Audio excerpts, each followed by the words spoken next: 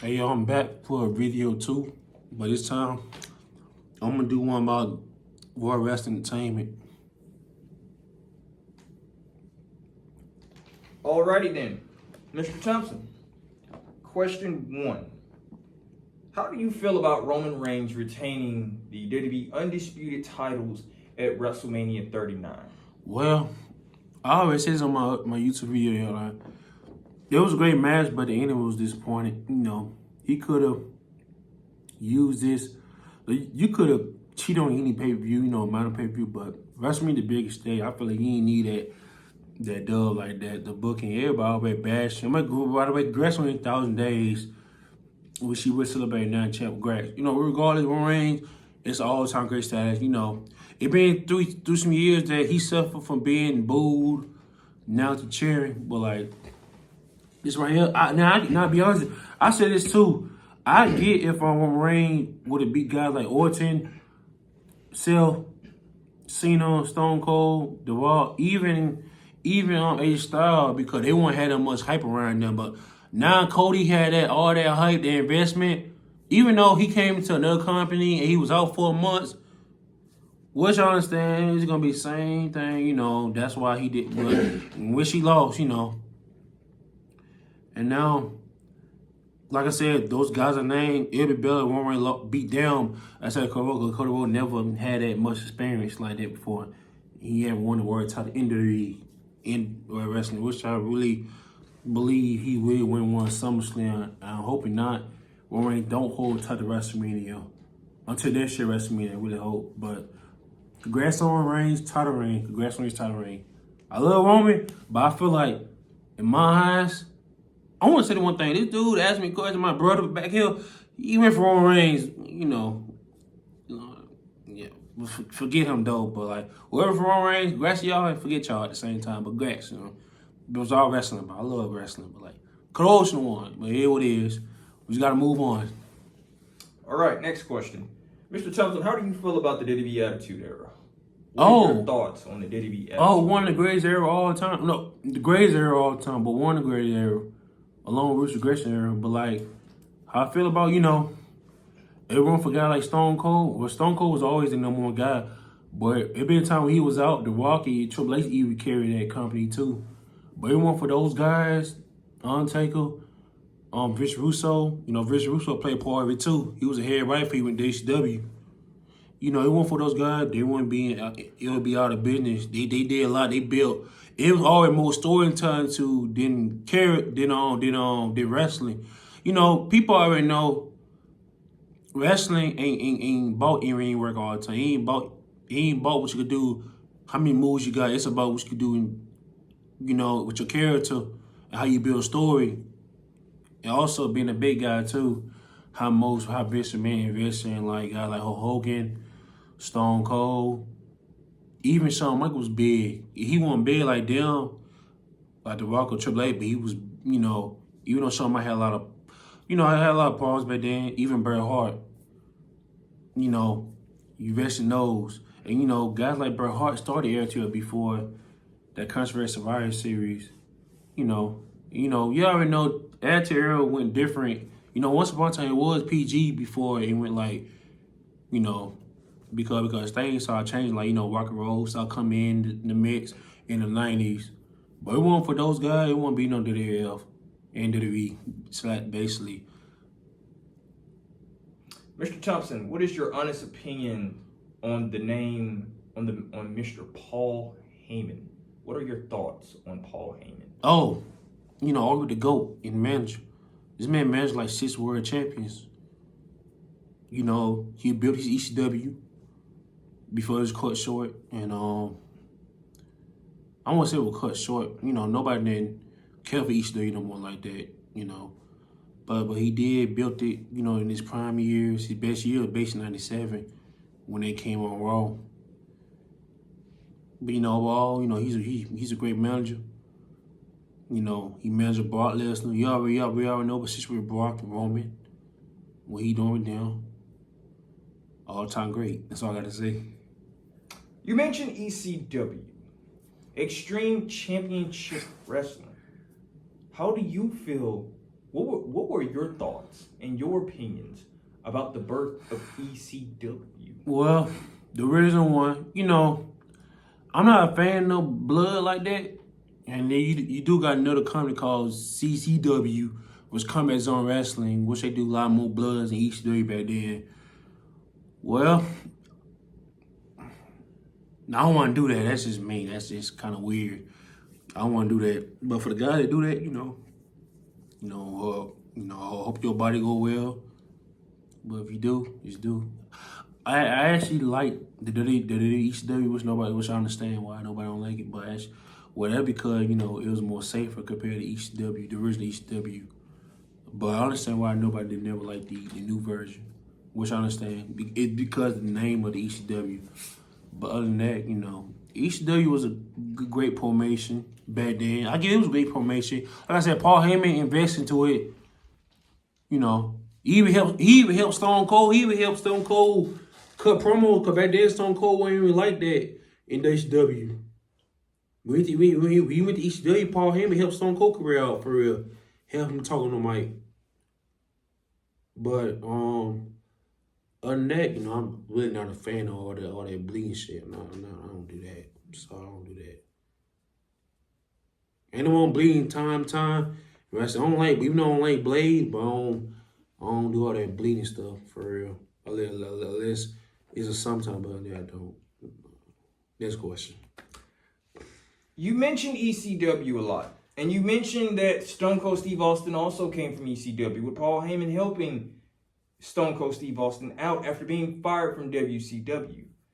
But what are your thoughts on the superstars that were in that was in ECW before, and how famous they have became now?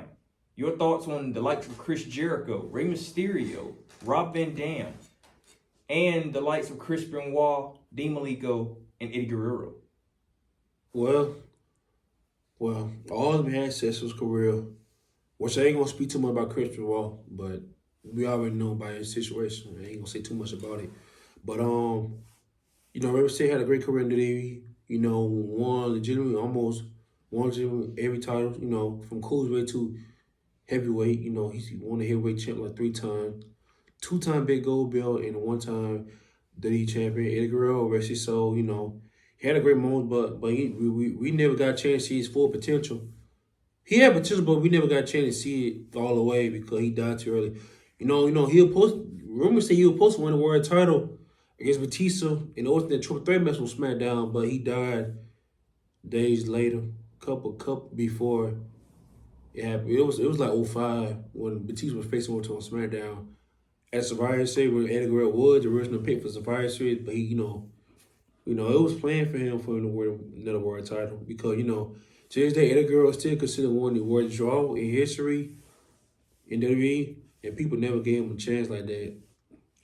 But I honestly think Eddie Guerrero's alive, ain't no telling where his career would have been.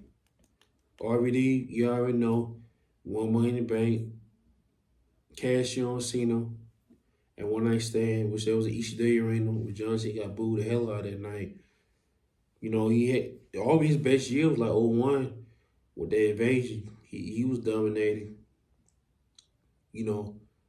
Whereas you said Dean Malenko had a good career, but he retired. So many other guys that I can name. A couple other guys I can name, that had it, he went from each state to WWE, had a good career. He had a decent career, at least decent at best. At worst decent, but that's all I can say about that. How do you feel about Vince Russo? Vince Russo? I honestly think sometimes, people over push Vince Russo too hard. I don't want to say over push him like in the I'm talking about how people blame Vince Russo for WCW fall. Vince Russo is a great writer. He helped out the answer for even WCW, which they still already falling apart anyway. So, Vince Russo got his own podcast, so he's just invite superstar talk. He talk about wrestling, and you already know he already talk about the marks. The smart mark, he already called them out about whenever they talk about something dumb about wrestling. But Vince Russo is a great writer.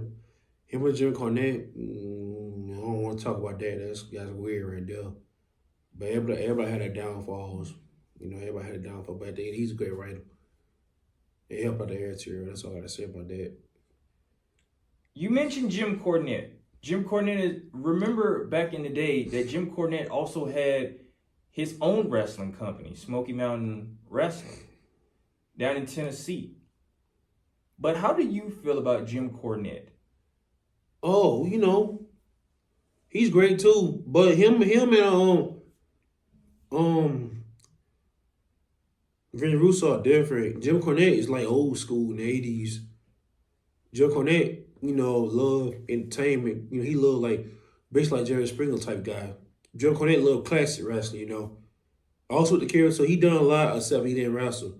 Jim Cornette experience too, way more experience, but he done a lot too, even though them two don't get along, but they, you know, he done a lot when it comes, you know. But Smoky Mountain Wrestling, you know, guess it's all right. I guess, I mean, he ain't last long, but, you know, I guess he did a pretty decent job until it failed, went down, so things happens. But that Jim Cornette, you know, he know the rest of the way. He gets his own YouTube channel, which I watch time to time.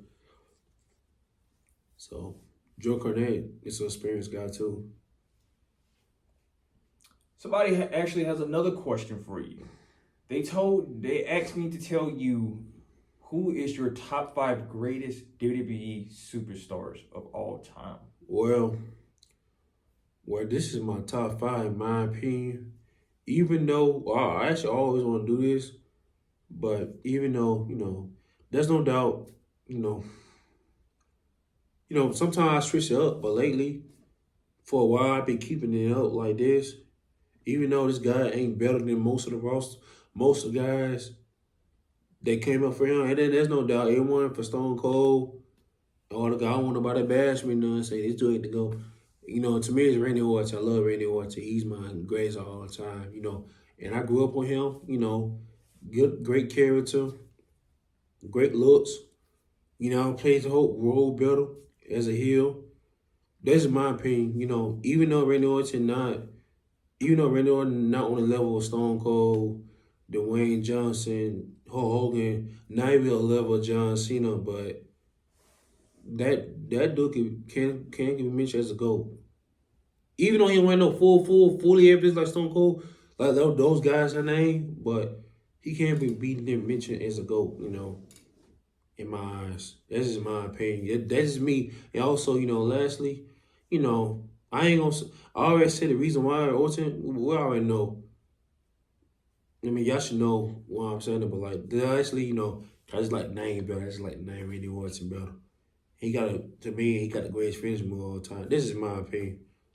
But the GOAT conversation is more objective, even though 98% there would choose Stone Cold, which I totally agree. He did change wrestling landscape. That's all I gotta say about that. I would do a top. Well, I say number one. Well, you said top 5. I say 2 and 3, 4, 5. I could put John Cena, take Triple H in the Raw. I could switch up, say Stone Cold. It go either way around it, but those 5 guys could be in my 2 through 5 list. It's a fight, but Randy Orton my GOAT in my opinion. He gonna be my GOAT for a while. 'Cause I love Randy Orton. I love Randy Orton. That's my guy, for real. Well, I hope Orton get better and well with his back, and pray he come back soon. Thank you for your time, Mr. Thompson.